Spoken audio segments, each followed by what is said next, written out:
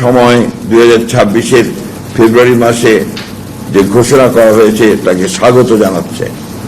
BNP মনে করে এই ঐতিহাসিক ঘোষণা বাংলাদেশে রাজনৈতিক অচলাবস্থা কাটিয়ে উঠবে এবং গণতন্ত্রের উত্তরণের পথকে সুগম করবে। আমাদের রাজনীতির মূল উদ্দেশ্য হচ্ছে একটা নির্বাচনের মধ্য দিয়ে একটা গণতান্ত্রিক ব্যবস্থাতে যাওয়া, এবং আমরা নির্বাচন ছাড়া অন্য কোনো কিছুতে বিশ্বাস করি না। সুতরাং নির্বাচনের যে কার্যক্রম, নির্বাচনের প্রক্রিয়া, এটা সবসময় আমাদের মধ্যে আছে। এটা তাদের নিজস্ব মত। আমরা এবং আমরা গোটা জাতি মনে করে অতি দ্রুত একটি নির্বাচন একমাত্র এখন পথ, যা দিয়ে আমরা বর্তমান রাজনৈতিক সংকট থেকে উত্তরণ করে গণতন্ত্রে উত্তরণ ঘটাতে পারি। মাননীয় প্রধান উপদেষ্টা দিয়েছেন ঘোষণাপত্রে যে পরবর্তী নির্বাচিত সংসদ সংবিধানের যাবতীয় সংস্কার বা সংশোধনী এগুলো বাস্তবায়ন করবে। এটাই আইনি এবং সাংবিধানিক প্রক্রিয়া। এর বাইরে অন্য কোনো প্রক্রিয়ার কথা আমাদের জানা নেই।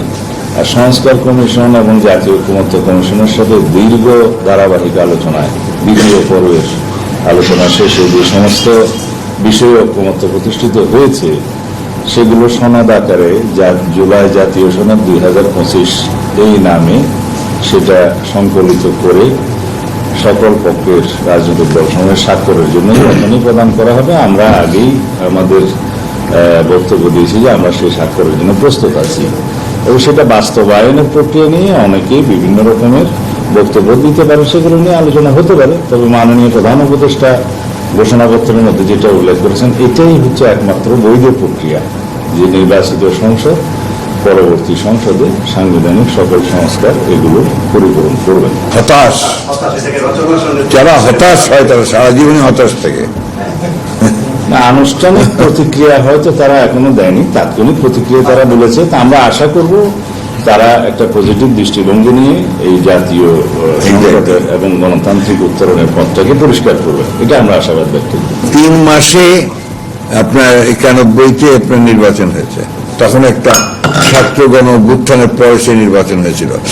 পরবর্তী সমস্ত নির্বাচনগুলো আপনারা লক্ষ্য করেছেন 3 মাসের মধ্যে সম্ভব হয়েছে, এবং এটা এখন আরো বেশি করে সম্ভব যে জনগণ এই নির্বাচনটা চায়। জনগণই আইন শৃঙ্খলা রক্ষার জন্য সবচেয়ে বড় প্রহরী হয়ে দাঁড়াবে। প্রফেসর নিশ্চয়ই এখন পর্যন্ত যতগুলো কাজ করে এসেছেন তাতে করে